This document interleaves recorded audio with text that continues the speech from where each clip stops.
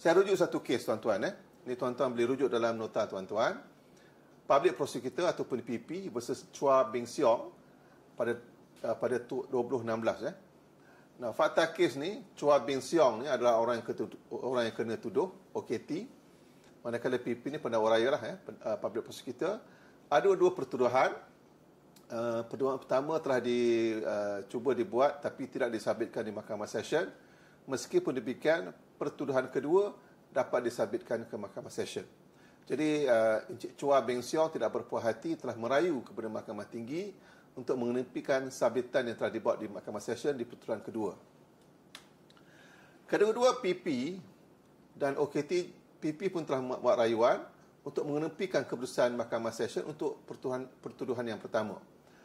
Menurut fakta kes, Kasal Jaya Sdn Bhd telah mendapat projek sebagai subkontraktor daripada kontraktor DTE Construction bagi satu tender projek di bawah Majlis Perbandaran Pulau Pinang ataupun MPPP sekitar tahun 2006. Tajuk tender adalah projek menaik taraf kerja-kerja infrastruktur di zon industri, bayan lepas dan Teknoplex MK12, daerah Barat Daya Pulau Pinang.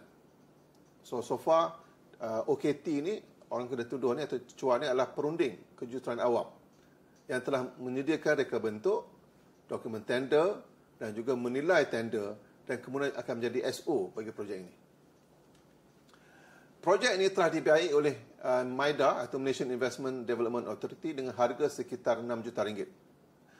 MPP panggil tender, tapi yang sediakan dokumen adalah perunding yang dimiliki oleh OKT dan OKT telah menyediakan laporan tender dan telah kemukakan kepada MPP atau Majlis Perputaran Pulau Pinang untuk menyediakan kertas kerja untuk diangkat ke lembaga persetujuan tender.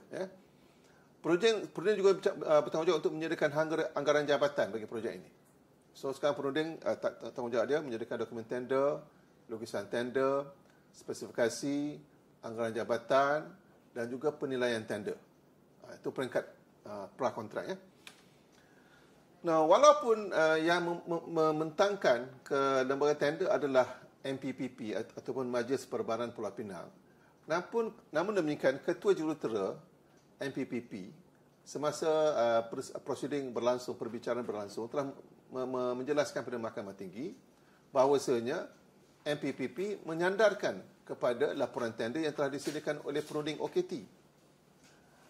Jadi semasa sebelum tutup tender, OKT telah menghubungi SP1 ataupun saksi pendakwaan 1 yang merupakan pengarah kepada DTE Construction dengan menyatakan sekiranya dia mendapat peluang untuk mendapatkan tendernya, dia boleh memberi julat anggaran jabatan kepada pihak subkontraktor DTE Construction. Jadi, of course, Kazal Construction ni yang menjadi subkontraktor pada DTE berminat. Dan di sini, next, OKT memaklumkan anggaran jabatan adalah lebih kurang 11 hingga 13 juta ringgit untuk fasa 2 ni. Jadi, setidak-tidaknya, subkontraktor Kazal Construction ni dapat menawarkan harga sekitar harga tersebut 11 juta hingga 13 juta supaya peluang mendapat projek adalah cerah.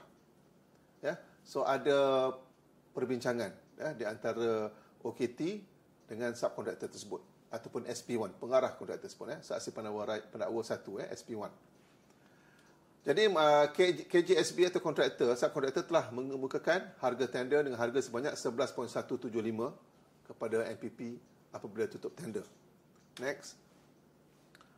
Pengarah KJSB telah membuat dakwaan bahawa OKT ini setelah memberi anggaran jabatan telah memberi dengan bersyarat iaitu dia akan mendapat ganjaran bayaran sebanyak 400,000 sebagai suapan. Dan dia akan OKT memberi jaminan dia akan berusaha bersungguh-sungguh untuk memastikan Kasal Jaya dapat tender. Dan juga dia memberi jaminan semasa kerja-kerja pembinaan dilaksanakan dia akan memastikan tiada gangguan dan dia tidak akan mengganggu kerja-kerja pembinaan di tapak bina. Namun demikian, OKT telah menafikan perkara ini. Ketua Jurutera MPP menyatakan bahawa meskipun MPP adalah SO bagi projek ini, tetapi yang mengawas kerja adalah perunding OKT. Ya.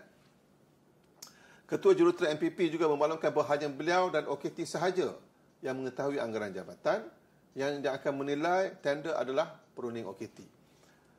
So, perunding OKT telah menilai tender yang dikemukakan oleh SP1, syarikat KJSB, ya, dan telah menganugerahkan 90 markah. Maknanya markah paling tinggi.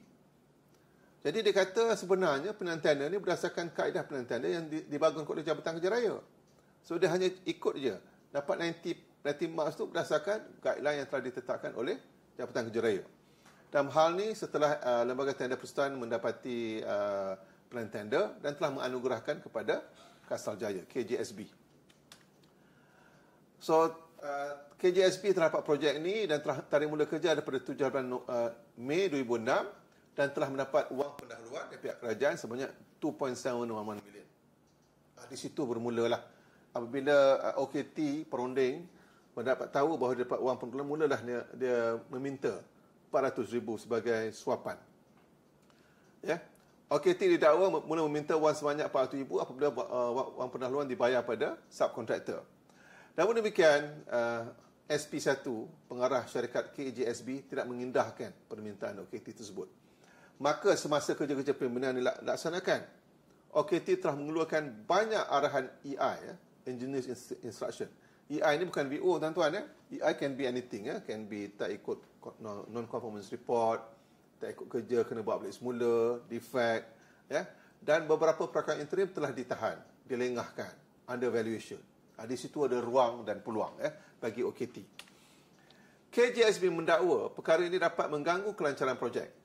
Namun demikian, OKT menafikan semua bayaran ikut prosedur. Semua penilaian kerja ikut prosedur. Semua kerja-kerja yang diberi EI tersebut adalah tidak mengikut spesifikasi kontrak. Maka dia kata dia ikut kontrak. Beberapa mesyuarat dan perbincangan telah diadakan antara OKT dengan SP1 dan akhirnya OKT bersetuju untuk mengurangkan bayaran suapan kepada RM350,000. Again, perkara ini telah dinafikan oleh OKT. Sebaliknya, kata perbincangan itu ada, tapi lebih berhubungkan sampel bahan-bahan binaan di tapak bina, bukan untuk meminta duit sebanyak RM350,000. Selepas mesyuarat dengan OKT pada 1/7/2009, KJSB telah membuat laporan kepada pihak SPRM, Suruhanjaya Pencegahan Rasuah Malaysia. Dia dah tak tahan dah. Satu mesyuarat untuk memerangkapkan OKT pada 8/7/2009, di mana SPRM telah menggunakan wang yang telah ditanda, mark notes, ya. Notes cash tu ada tanda supaya SPRM dapat mengesan duit tu pergi mana, yang berjumlah sebanyak RM350,000. SPRM telah menyerahkan wang yang ditanda itu kepada pengarah KJSB atau SP1 untuk diberikan kepada OKT. KJSB telah menelpon OKT dan telah memaklumkan wang sebanyak RM350,000 ada bersamanya dan akan diberikan kepada OKT. Adalah didapati OKT menjawab, ya. Itu memang dirakamkan, ada transkrip telah dibuktikan di mahkamah. Ya. Rakaman perbualan telefon di antara pengarah KJSB dan OKT oleh SPRM berserta transkripnya dan telah dikemukakan sebagai bahan bukti di mahkamah. Pengarah KJSB berserta dengan seorang pegawai SPRM telah berjumpa dengan OKT pada 8/7/2009 di kawasan pejabat OKT. Beg plastik berisi dengan duit yang telah ditanda tersebut telah diserahkan kepada OKT. Pengarah KJSB telah menanyakan berhubung dengan permohonan lanjutan masa. OKT menjawab, perkara ini akan dibincangkan kemudian. Maknanya dia nak serahkan duit dalam beg plastik itu, dia sempat bertanya, macam mana permohonan lanjutan masa saya? Kita bincang kemudian, kata OKT. Ya. Setelah OKT mengambil beg plastik berisi duit, OKT telah menuju ke arah lift bangunan, tetapi telah ditahan oleh pihak SPRM. Menurut KJSB, selepas penahanan OKT, projek ini telah diselia sepenuhnya oleh MPP dan hanya 3 EI sahaja yang dikeluarkan oleh MPP berbanding dengan banyak EI yang telah dilakukan oleh OKT. Mahkamah Tinggi telah merujuk pada Seksyen 10A, Subsection AA Anti-Corruption Act yang memperuntukkan, ini yang amat penting tuan-tuan kena faham, ya. Offence of accepting gratification. You can read in your notes this one. Ya. A person who by himself or in conjunction with any other person corruptly solicits or receives or agrees to receive for himself or any other person any gratification as an inducement to or a reward for, or otherwise on account of any person doing, forbearing to do anything in respect of any matter or transaction actual or proposed or likely to take place or shall be guilty of an offence. Ini key point. Tuan-tuan boleh baca dalam nota tuan-tuan. Maksudnya kalau kita terima duit sebagai satu gratification, suapan ganjaran, sebagai dorongan untuk kita tak ambil tindakan. Contoh, kerja-kerja pembinaan, dia terima saja walaupun tak ikut spesifikasi atau lukisan, atau dia membantu untuk beberapa perkara, maka orang tersebut adalah telah melakukan satu kesalahan di sisi undang-undang. Itu Section 10 ya, Akta Anti-Corruption Act. Nah, merujuk Section 10 AA tadi, Anti-Corruption Act, adalah dapati mana-mana orang secara rasuah meminta atau menerima atau bersetuju untuk menerima bagi dirinya atau bagi pihak orang lain apa-apa suapan sebagai dorongan untuk melakukan atau tidak melakukan apa-apa perkara atau sesuatu transaksi, maka mana-mana orang tersebut telah melakukan satu kesalahan. Mahkamah Tinggi mendapati OKT telah secara rasuah meminta RM400,000. When you ask money, it's secara rasuah, kos tanpa balasan. Tujuan permintaan wang tersebut adalah sebagai satu dorongan untuk membantu KJSB untuk mendapatkan projek ini, mendapatkan tender, dan agar OKT tidak akan mengganggu kelancaran projek semasa peringkat pembinaan. Mahkamah Tinggi mendapati terdapat gangguan daripada OKT semasa kerja pembinaan. Sebanyak 274 EI, Engineers Instruction, telah dikeluarkan. EI ini bukan VO, tuan-tuan. EI ini bukan VO. Berbanding dengan 3 EI yang dikeluarkan oleh MPP semasa dia mengambil alih projek untuk menyelesaikan projek ini.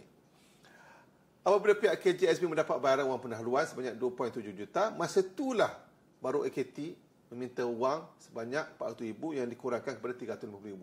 Mana ada pertalian, ya, ada pertalian. When the money comes out from wang pendahuluan, dia minta duit. So, dia sepertalian dah.